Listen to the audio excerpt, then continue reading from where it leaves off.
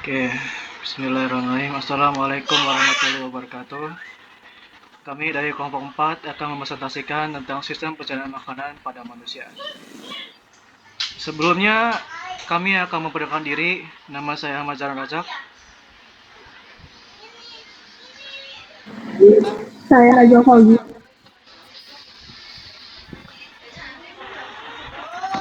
Nama saya Zakia Ulina Hagaizura. Nama saya Rafa Khairunisa.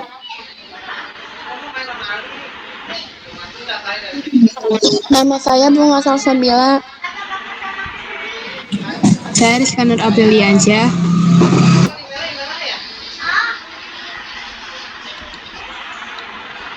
Dan juga teman-teman kami juga yang lain, saya akan mewakili yang lain yaitu Yoga Saputra, Zaskia Sabita, dan Muhammad Bagas Riansyah. Oke, next. Oke, sistem pencernaan. Sistem pencernaan merupakan proses pengubahan makanan menjadi zat-zat sederhana sehingga dapat diserap dan berguna dalam proses metabolisme. Sistem pencernaan makanan mengubah makanan dari ukuran besar menjadi ukuran yang lebih kecil dan halus, serta memecah molekul-molekul makanan yang kompleks menjadi molekul yang sederhana dengan menggunakan enzim dan organ-organ pencernaan. Berdasarkan prosesnya, pencernaan manusia dibagi menjadi dua, yaitu satu, proses pencernaan secara mekanik, dan dua, proses pencernaan secara kimiawi. Next. Oke. Sistem pencernaan mekanik yaitu pengubahan ukuran makanan menjadi lebih halus sehingga mudah dicerna lebih lanjut. Proses pencernaan mekanik dilakukan menggunakan gigi. Dua, sistem pencernaan kimiawi yaitu pengubahan zat makanan menjadi senyawa yang lebih sederhana dengan bantuan enzim pencernaan. Enzim ini dihasilkan oleh tubuh berfungsi mempercepat reaksi kimia dalam tubuh. Sistem pencernaan manusia terdiri atas satu, saluran pencernaan yaitu mulut, kerongkongan, lambung, usus halus, usus besar, dan anus. Dan kedua, kelenjar pencernaan yaitu organ pencernaan yang dapat menghasilkan enzim pencernaan. Oke, next. Oke, di sini yang seperti kalian lihat yaitu ada zat-zat yang diperlukan oleh tubuh manusia, yaitu 1. Karbohidrat, 2. Protein, 3. Lemak atau lipid, 4. Vitamin, 5. Mineral, dan 6. Air. Next. Oke, karbohidrat selanjutnya akan dibacakan oleh Rafa Koinisa. Silakan.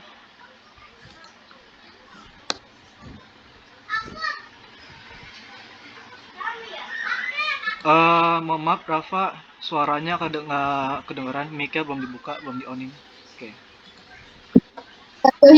Karbohidrat merupakan zat makronutrien dalam makanan yang tersusun atas unsur C, karbon, H, hidrogen, dan O, oksigen. Berdasarkan jumlah gugus gula, karbohidrat digolongkan menjadi 3, yaitu A. Monosakarida, yaitu karbohidrat yang memiliki 1 gugus gula, contoh glukosa, fruktosa, dan galaktosa. B. Disakarida, yaitu gula majemuk yang tersusun atas 2 gugus gula, contoh sukrosa, glukosa, dan fruktosa, maltosa, 2 molekul glukosa, dan laktosa, gluktosa, dan galaktosa. C.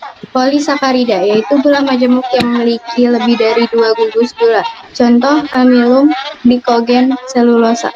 Fungsi karbohidrat yaitu sebagai sumber energi utama bagi tubuh, menjaga keseimbangan asam dan basa dalam tubuh, pembentukan protein dan lemak, serta berperan dalam proses metabolisme tubuh. Tubuh manusia menyimpan karbohidrat di organ hati dan otot. Next. Protein merupakan senyawa organik kompleks yang tersusun atas asam amino dan unsur CH, O, dan terkadang mengandung unsur S belerang, dan P, fosfor. Kandungan kalori protein bernilai 1 gram dengan 4,1 kalori. Jenis protein ada 2 macam, yaitu A. Protein nabati diperoleh dari biji-bijian, kacang-kacangan, dan sayuran. B. Protein hewani berasal dari ikan, susu, daging, telur, dan lain-lain. Berdasarkan cara pembuatannya, asam amino pembentukan protein terbagi menjadi 2, yaitu A. Asam amino esensial, yaitu asam amino yang tidak dapat diesensi oleh terpengaruh dari asupan makanan. Contoh, di selulosi, leusin, lisin, metonin, valin, kreanin, penialin, triptofan, histidin, dan arginin. B. Asam amino non-esensial, yaitu jenis asam amino yang dapat disensi oleh tubuh.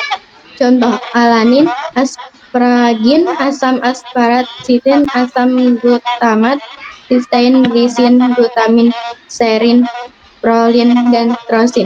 Fungsi utama protein adalah sebagai komponen struktur dan fungsional. Fungsi struktural berhubungan dengan fungsi pembangun tubuh, pengganti sel-sel yang rusak, sebagai komponen fungsional yang berkaitan dengan fungsinya, sebagai komponen enzim yang mengkatalisasi proses-proses biokimia sel.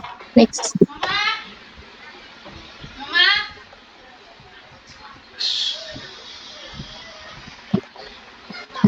Next akan dibacakan oleh Nazwa Fauzia. Lemak atau lipid. Berdasarkan asalnya, lemak dibedakan menjadi dua, yaitu lemak nabati berasal dari tumbuhan dan lemak hewani dari hewan. Memiliki nilai kandungan kalori 1 gram sama dengan 9,3 kalori. Meskipun nilai kalori lemak lebih tinggi dibandingkan dengan karbohidrat, namun proses pencernaan lemak lebih lama sehingga yang menjadi sumber energi utama tubuh adalah karbohidrat. Fungsi lemak dalam tubuh yaitu sebagai sumber energi terbesar berkalori tinggi, penyusun membran sel, sebagai pelarut vitamin A, D, E, dan K, dan zat-zat lain, sebagai pelindung tubuh dari suhu rendah, sebagai bantalan lemak dan pelindung organ tubuh bagian dalam seperti jantung dan lambung. Vitamin. Vitamin merupakan senyawa organik kompleks yang berguna bagi tubuh dalam jumlah kecil, mikronutrien. Vitamin dapat berfungsi sebagai koenzim berdasarkan sifatnya. Vitamin terbagi menjadi dua, yaitu A. Vitamin yang terlarut dalam air, vitamin B dan C. B. Vitamin yang terlarut dalam lemak, vitamin A, D, E, dan K. Next. Mineral. Mineral merupakan ion-ion yang berfungsi untuk menjaga keseimbangan asam basa dalam tubuh dan pembentuk struktur tubuh. Jenis mineral terbagi dua, yaitu A. Makroelemen, yaitu mineral yang dibutuhkan dalam jumlah yang banyak. Contoh kalsium, natrium, magnesium, fosfor, bor, dan belerang. B. Mikroelemen, yaitu mineral yang dibutuhkan tubuh dalam jumlah sedikit, namun defisiensinya dapat mengakibatkan proses metabolisme terganggu.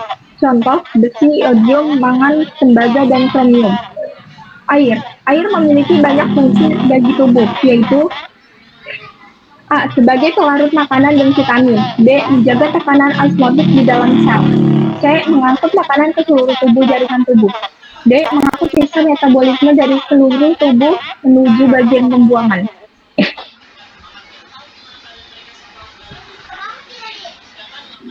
Selanjutnya dibacakan oleh Rizka.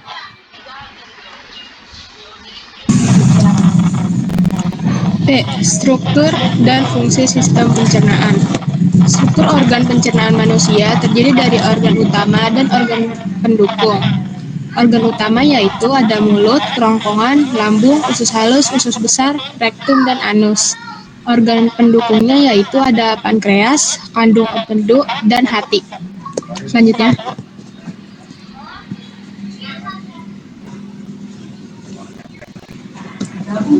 Yang pertama ada mulut. Fungsi mulut dalam sistem pencernaan adalah mengunyah, menelan, dan mencerna makanan dan minuman sebelum menuju lambung. Di dalam mulut manusia tersusun atas gigi, lidah, dan kelenjar ludah atau air liur yang berfungsi menjalankan proses mekanik dan kimiawi dari makanan supaya bisa masuk ke pencernaan. Next.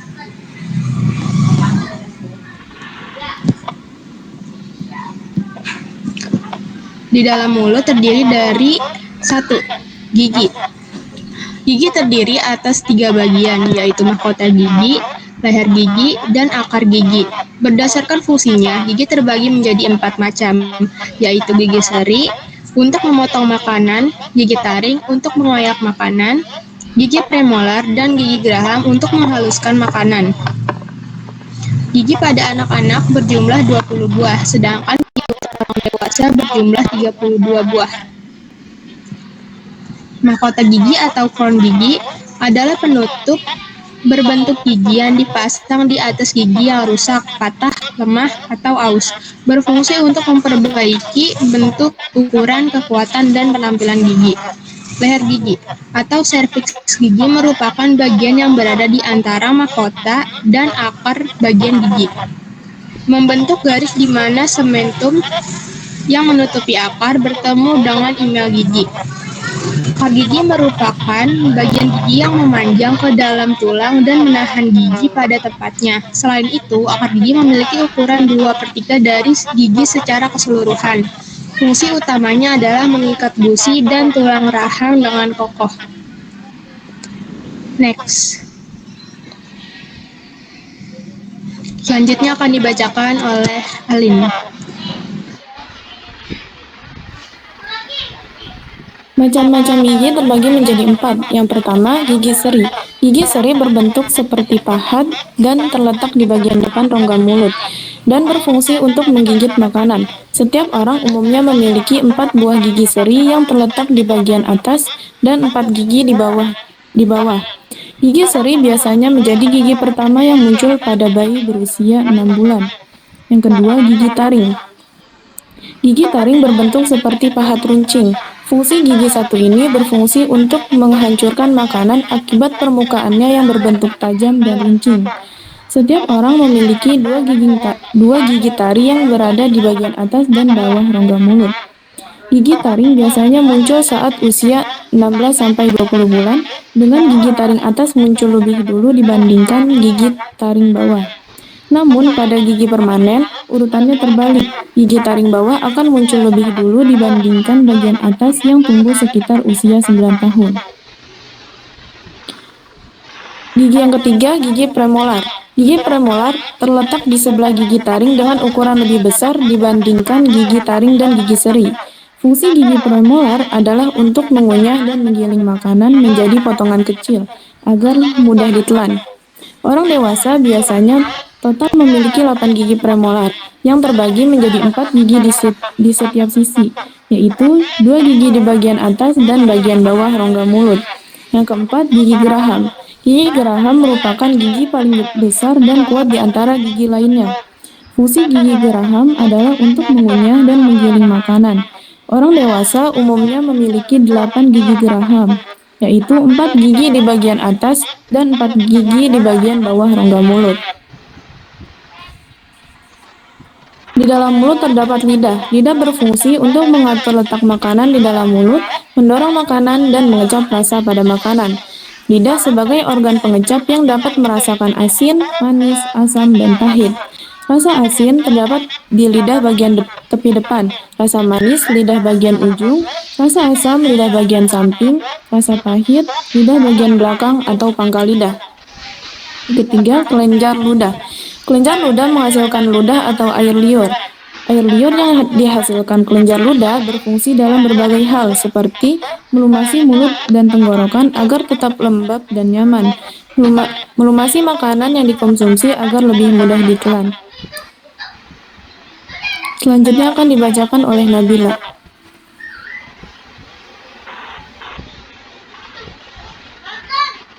Esofagus. Esofagus atau kerongkongan merupakan saluran penghubung antara rongga mulut dengan lambungan. Lambung organ. Berbentuk tabung berongga berfungsi sebagai jalan bagi makanan yang telah dikunyah mulut menuju ke lambung. Esofagus memiliki beberapa fungsi, di antaranya A. Menyalurkan makanan dan cairan dari tenggorokan ke mulut. Yang B. Mendorong makanan ke lambung melalui kontraksi otot berirama yang disebut peristaltik. Next. Lambung. Lambung pencerna manusia berbentuk menyerupai huruf J dan terletak di perut bagian kiri atas. Fungsi lambung dalam sistem pencernaan adalah untuk mengolah makanan menjadi bagian-bagian yang lebih kecil dan berbentuk setengah padat atau timus.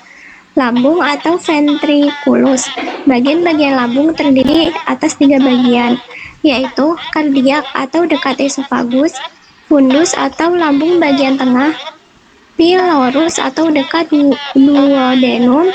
Lambung menghasilkan getah lambung yang bersifat asam sehingga tidak ada bakteri penyakit yang mampu bertahan hidup.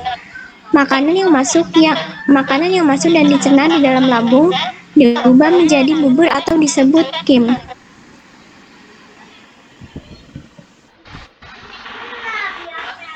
Lambung. Dinding lambung mengandung sel-sel kelenjar yang berfungsi sebagai kelenjar pencernaan yang menghasilkan getah lambung.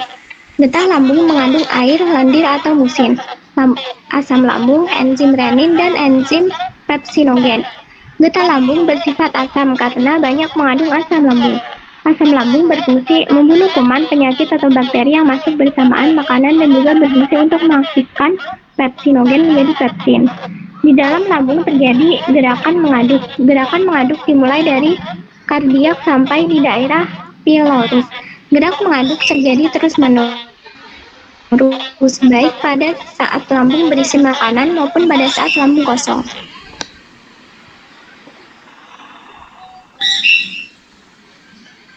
Usus halus. Usus halus adalah organ pencernaan yang memiliki fungsi utama menyerap nutrisi dari makanan dan minuman, serta menjalankan proses pencernaan lainnya. Usus halus atau intestinum terdiri atas 3 bagian, yaitu usus 12 jari atau duodenum, terletak paling dekat dengan lambung dan bermuara di 2 saluran, yaitu pankreas dan kantung empedu. Usus kosong atau jejunum. Di dalamnya terjadi proses pencernaan makanan secara kimiawi dengan enzim yang dihasilkan oleh dinding usus. Usus penyerapan atau ileum. Dindingnya dilapisi oleh tonjolan-tonjolan mikroskopis atau villi untuk menyerap sari-sari makanan dan diedarkan bersama darah ke seluruh tubuh. Pada ileum terdapat 2 pembuluh, yaitu pembuluh kapiler dan pembuluh kil atau cairan getah bening.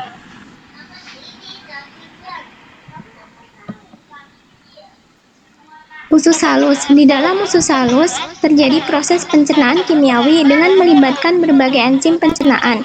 Karbohidrat dicerna menjadi glukosa, lemak dicerna menjadi asam lemak dan gliserol, serta protein dicerna menjadi asam amino. Pada proses pencernaan atau absorpsi akan berlangsung di usus kosong dan sebagian besar di usus penyerap sisa makanan yang tidak terserap secara pelan-pelan bergerak menuju usus besar.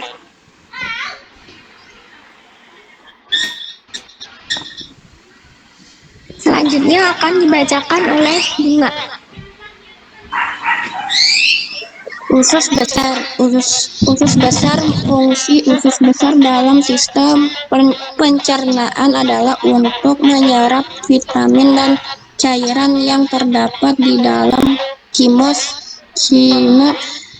sebelum membentuk feses.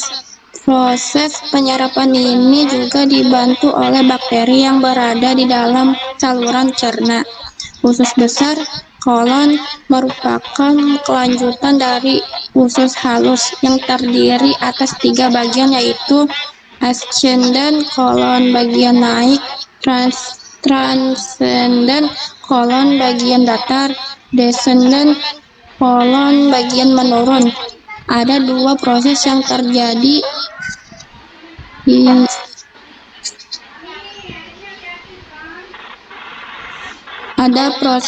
di dalam kolon, yakni pembusukan makanan menjadi feses oleh bakteri.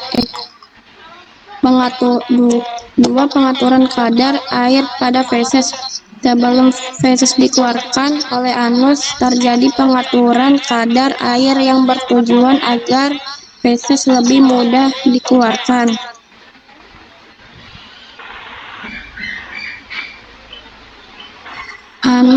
Anus adalah lubang di mana saluran pencernaan berakhir. Fungsi anus dalam sistem pencernaan sangat penting karena ini menjadi jalan keluar feses dari tubuh. Sebelum dibuang lewat anus, feses ditampung terlebih dahulu pada bagian rektum. Apabila feses sudah siap dibuang, maka otot sphincter rektum mengatur pembukaan dan penutupan anus. Otot sphincter yang menyusun rektum ada 2, yaitu otot polos dan ototurik. Organ ini terletak di bagian bawah rektum, bagian terakhir dari usus besar. Organ pendukung sistem pencernaan. 1. Pankreas berfungsi untuk menghasilkan enzim pencernaan ke dalam duodenum yang memecah protein, lemak, dan karbohidrat. Organ satu ini juga bertugas membuat insulin, meneruskannya langsung ke aliran darah. Insulin adalah hormon utama dalam tubuh untuk metabolisme gula. 2. Kantung empedu berfungsi menyimpan dan mengonsentrasikan empedu dari organ hati. Selanjutnya, organ ini akan melepaskannya ke duodenum pada usus kecil untuk membantu menyerap dan mencerna lemak. 3. Hati atau liver memiliki banyak fungsi, namun fungsi utamanya sebagai organ sistem pencernaan manusia adalah memproses nutrisi dari penyerapan di usus kecil. Empedu yang berasal dari organ hati akan masuk ke usus kecil. Zat ini memainkan peran penting dalam mencerna lemak dan beberapa vitamin. Dibacakan oleh Rizka.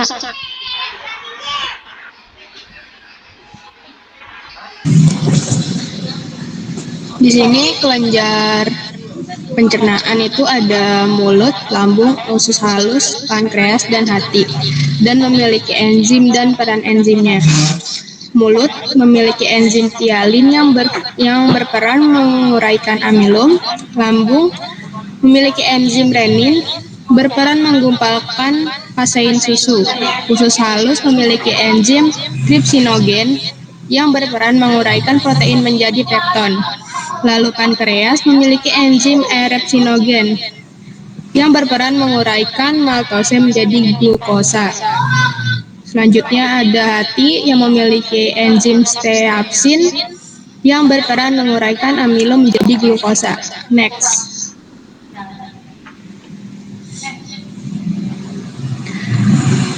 Ini adalah beberapa fungsi organ pencernaan.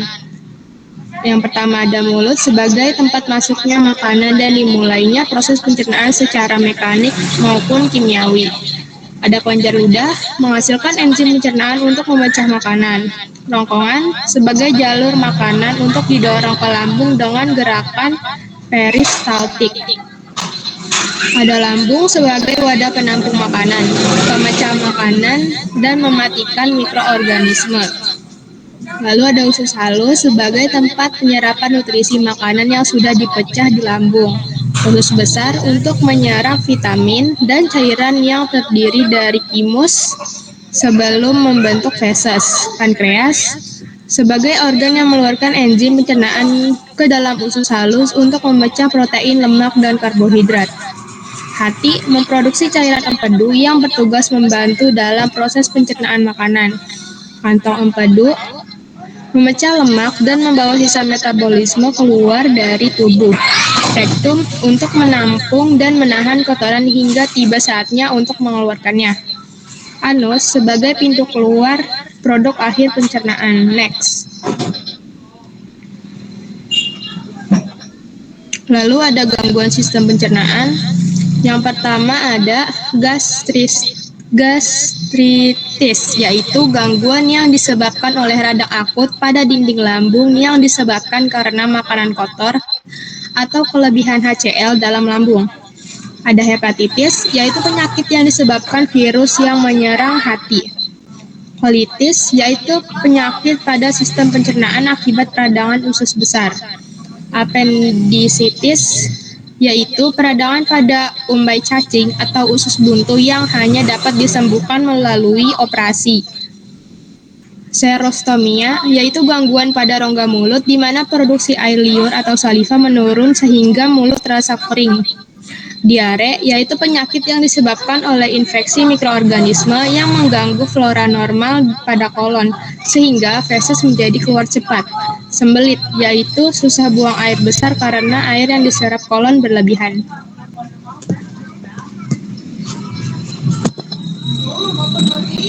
Sekian dari kelompok kami. Mohon maaf jika ada salah dari kata-kata kami. Wassalamualaikum warahmatullahi wabarakatuh.